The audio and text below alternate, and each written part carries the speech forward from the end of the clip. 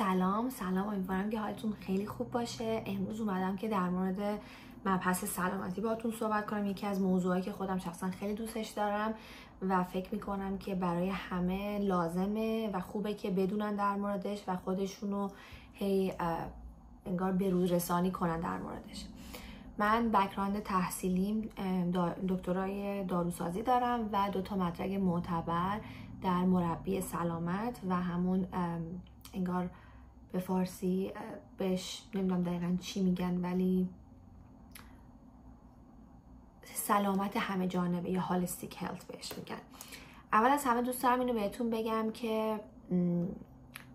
هیچ وقت فراموش نکنید که علم همیشه در حال پیشرفته و هر روز یک عالمه تحقیقات جدید بیرون میاد و هر روز یک عالمه موضوعهای جدیدی هست که در موردش هم میتونیم یاد بگیریم، هم اینکه داره موضوعهای قبلی رو حالا یا نقض میکنه یا داره بهشون چیزی اضافه میکنه. پس اینو بدونیم که علم یه چیزیه که مطلق خیلی نیست و در حال تغییره و ما به عنوان انسانهای آگاهی که سلامتی خودمون برامون مهم باشه باید خودمون رو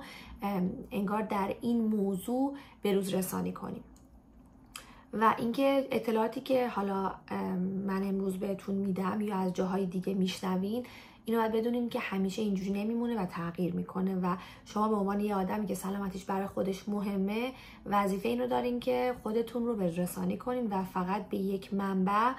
همیشه انگار تکیه نکنین. اولین موضوعی که دوست دارم بگم بهتون اینه که خیلی وقتا توی طب غربی از سلامتی فقط به عنوان سلامت جسم و سلامت روان یاد میکنن، بیشتر هم سلامت جسم. ولی ما باید بدونیم که سلامت یک بحث چند جانبه است، یعنی فقط جسم یا فقط روان نیست و ما از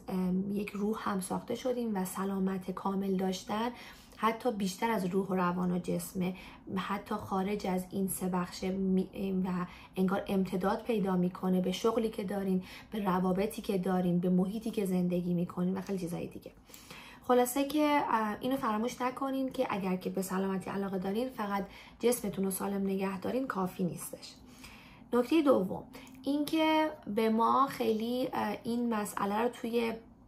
دانشگاه و حالا کسایی که طب غربی رو در موردش تحصیل میکنن خیلی اونجوری روش انگار تاکید نمیشه که سلامتی یک مسئله بایو ایندیویدواله، یعنی اینکه خیلی فردی هستش، فرد با فرد فرق داره و این مسئله یه چیزیه که خب خیلی سخت‌تر و پیچیده‌تر میکنه رسیدگی به سلامت یک شخص رو از طرف یک آدمی که حالا داره از راه مثلا پزشکی یا راه‌های دیگه به اون انگار بیمار کمک میکنه.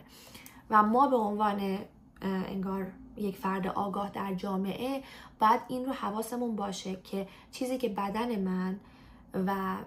سلامت من رو مشخص میکنه و انگار پویایی و بقای من رو ادامه میده با اونی که برای برادر من درسته و برای همسایه من خوبه، برای شما خوبه فرق داره. و من به عنوان یک آدم وظیفه دارم که وقتی که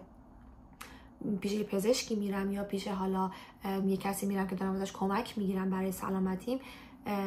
این رو بهشون مثلا یادآوری کنم و ازشون درخواست کنم که اون انگار برنامه درمانیشون همراستا با خواسته های من، همراستا با بهترین نوعی که بدن من بهش جواب میده باشه و تا وقتی که ما به عنوان یک انگار حالا در صندلی بیمار وقتی میشینیم، وقتی ما آگاهی کامل داریم، وقتی با اون پزشک یا حالا هر نوع پرکتیشنر دیگه که صحبت میکنیم، وقتی ما باشون صحبت کنیم و درخواست کنیم که اونا بخوان یه سری انگار ادجاستمنت ها انجام بدن به اون پلن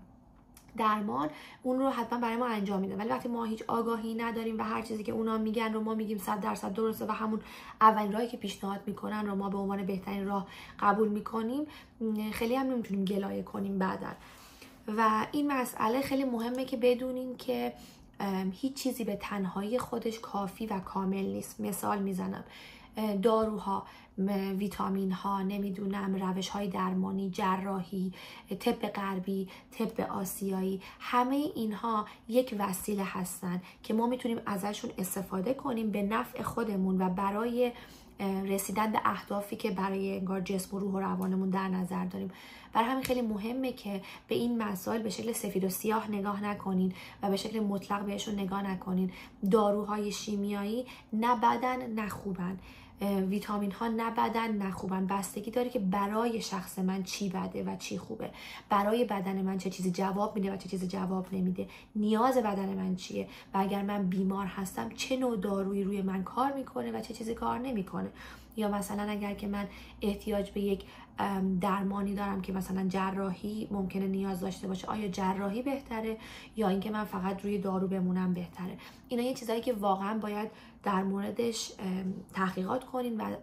انگار یه جورایی صبوری داشته باشین که بتونین بهترین راه رو برای جسم و روح و روان خودتون پیدا کنین. نکته بعدی اینه که اینو فراموش نکنیم که ما بدنمون در حال تغییره و اینکه چیزی که شاید اگر 10 سال پیش برای ما خوب بوده و مثلا اگر یه غذایی رو مثلا مثال میزنم، اگر که شما تو سن 18 سالگی اگر 3 سیخ کباب کوبیده میخوردین، روش هم 4 تا بستنی میخوردین و اینا، هیچ مشکلی براتون پیش نمیاد. ولی ممکنه مثلا در سن 40 سالگی شما اگر که 3 سیخ کوبیده بخورین و یه بستنی هم روش، مثلا معدتون شروع کنه به اسید ریفلاکس کردن، میتونه باعث بشه که شما مثلا فرداش سردرد بگیرین، ممکنه بهتون حال بد بده، ممکنه اگر همین روند رو پیش بگیرین کلسترولتون بره بالا یا خیلی مسائل دیگه. و بعد اینو در نظر بگیرین که ما همیشه مشمول تغییر هستیم، همونجور که علم داره تغییر میکنه بدن ما هم داره با سنمون تغییر میکنه و اون نسخه‌ای که برای شما 18 سال پیش کار میکرده امروز کار نمیکنه. یا مثلا اگر شما اگه خانومی هستین و مثلا مولتی ویتامین میخورین، اون ویتامینی که شما موقع مثلا 10-20 سالگیتون میخوردین فرق میکنه با اون مولتی ویتامینی که شما مثلا بعد از مثلا چجوری بگم، مثلا بعد از که بچه به دنیا آوردین لازم دارین یا بعد از اینکه شما به یائسگی رسیدین احتیاجه. برای همین یه چیزاییه که باید خیلی بهش دقت کنین. نکته بعدی اینه که فراموش نکنین که سلامت بودن و سلامت زندگی کردن و سلامت موندن مستلزم اینه که ما روتین داشته باشیم، یعنی ما یه سری عاداتی داشته باشیم که این عادات رو همیشه انجامشون میدیم. شما فرض رو بر این بگیرین که مثلا دندون سفید دوست دارید، مثلا دندون خوب دوست دارید. شما نمیتونید مثلا بگید من 3 ماه مسواک میزنم، 1 سال نمیزنم، مثلا 2 ماه نخ دندون میزنم، حالا 3 ماه مثلا مسواک میزنم، حالا 2 سال نمیکنم یا اصلا 6 ماه نمیکنم. این نمیشه، چون برای که بالاخره وقت دندونتون تو اون فاصله که شما دارین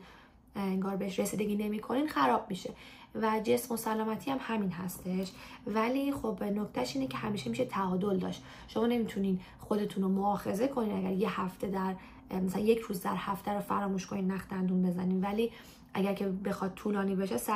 خب باید یه فکری به حالش بکنین. برای همین فراموش نکنین که سلامتی، لاغری، نمیدونم زیبایی، همین یه چیزیه که بسته به عادتهای شما داره و 1 شب و 1 روز و 1 ماه و 2 ماه و اینا روش کار نمیکنه. نکته بعدی اینه که ما خیلی خب الان چون که به سوشال میدیا دسترسی داریم، حالا چه اینستاگرام، چه فیسبوک، چه یوتیوب، حالا چه روش‌های تبلیغاتی دیگه، خیلی وقتا آدم‌ها گول این تبلیغات رو میخورن و اینکه میخوام بدونی که تبلیغات یه چیزیه که واجبه پویای یک بیزینس هستش و اونایی که بیزینس دارن و حالا چه محصول دارویی دارن چه هر محصول دیگه، برای اینکه بتونن ادامه بقا داشته باشه اون کمپانیشون باید خب تبلیغات انجام بدن و این خیلی مسئله نرمالیه. ولی ما به عنوان بیننده و ما به عنوان یک آدمی که آگاه هستش باید به این توجه کنیم که هر تبلیغی برای ما مناسب نیست یا هر محصولی که در موردش ما میشنویم یا مثلا میبینیم عموم جامعه دارن استفاده میکنن برای شخص من خوب و کافی یا لازم نیستش. اگر همه آدما دارن مثلا جدیدن یه چیز خیلی باب شده مثلا همین کلروفیل، ما که همه میخورن پس منم باید بخورم، یا مثلا طرف اگر که داره ویتامین فلان میخوره برای این خوب پس منم حتما باید بخورم. شما باید این نگاه کنین که انگار یه جورایی گول تبلیغات و گول اون اثر جمعی رو نخورین، توجه کنین که چی برای خودتون خوبه. وقتی که یه چیزی رو در موردش مطمئن نیستین، بهتر اینه که برین از یک کسی که متخصصه بپرسین تا اینکه برین از دوست و آشنا بپرسین یا مثلا خودتون بخواین با گوگل و مسائلی که توی اینستاگرام و اینا هستش خودتون رو بخواین باهاش انگار راضی نگه دارین که اطلاعات تخصصی پیدا کردین. این کارو نکنین، ولی همچنان هم قدرت تحلیل خودتون رو دست کم نگیرین. یه مثال میخوام براتون بزنم. خیلی از آدما میان نسخه میپیچن، مثلا تو فرهنگ ما خب خیلی هم باب هستش، دوست داریم که متخصص در همه امور باشیم و یه جورایی فکر میکنیم اگر که تخصص خودمون رو در همه مسائل زندگی نشون ندیم، یه جای کارمون داره میلنگه. این حواستون باشه که من نوعی اگر که یه مثلا چه میدونم خانمی هستم که در مورد مسائل سلامتی صحبت میکنم، دو تا حالت داره. آیا من تحصیلاتی دارم، آیا من در موردش مثلا رفتم تحقیقی کردم و آیا شما این مسائلی که من به شما دارم پیشنهاد میدم رو در من اثرش رو میتونین ببینین. یعنی مثلا اگر که من میام میگم که فلان رژیم غذایی خیلی خوبه، خیلی کار میکنه، آیا من مثلا جسمم یا هیکلم داره اون لاغری و اون انگار استایلی که شما دنبالش هستین رو شبیه سازی میکنه؟ اینو خیلی حواستون باشه که آدما میان نسخه میپیچن برای بقیه ولی خودشون اصلا اون کار رو انجام نمیدن. و خب این خیلی مسئله مهمی که ما به عنوان یه آدم آگاه میتونیم که به این مسئله توجه کنیم که آیا اون آدم که داره این حرف رو میزنه خودش هم این کار رو انجام میده و مسائل اینطوری. نکته بعدی اینه که به صدای بدنتون گوش بدین. بدن شما آگاهی داره، بدن شما زبان صحبت کردن داره و فکر نکنین که انگار یک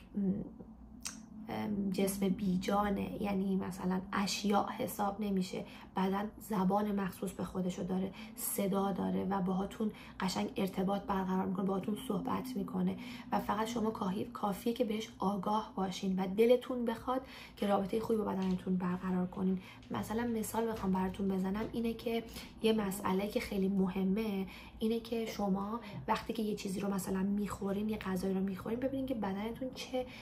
انگار واکنشی داره نشون میده. یا مثلا اگر که میرین خونه فلان همسایه یا فلان دوست، بعدش که میاین بیرون چه حسی دارین؟ آیا حس شادی بیشتر دارین یا بیشتر احساس میکنین که مورد حمله قرار گرفتین، مثلا مسخرتون کردن یا یه حرفایی زدن که واقعا مثلا به روحیتون لطمه زده؟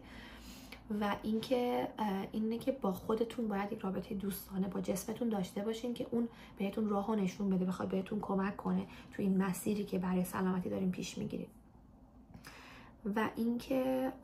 نکته آخری که میخوام بهتون بگم اینه که فراموش نکنین که ما دنیای بیرون رو نمیتونیم کنترل کنیم، قیمت دلار رو، کیفیت غذا رو، کیفیت آب و نمیدونم هوا رو، همه این چیزا رو، ولی ما میتونیم که خودمون رو وفق بدیم با شرایط و بیشترین و بهترین استفاده از هر چیزی که دم دستمون هست بکنیم. یعنی من با این مقدار اطلاعاتی که امروز دارم و با این مقدار وسایلی که در دست دارم و با این مقدار توانی که دارم، میام بهترین خودم رو برای خودم میذارم و بهترین انتخاب‌هایی که در دسترس من هست رو انجام میدم.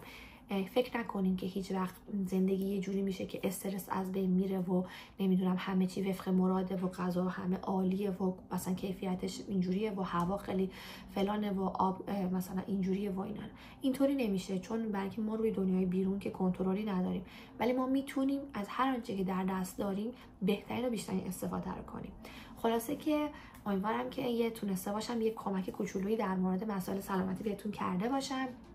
دوست دارم اگر که سوالی دارین برای من کامنت بذارین، یا اگر که موضوعی هستش که دوست دارین در موردش من صحبت کنم ازم بپرسین، یا اون موضوع رو میدونم و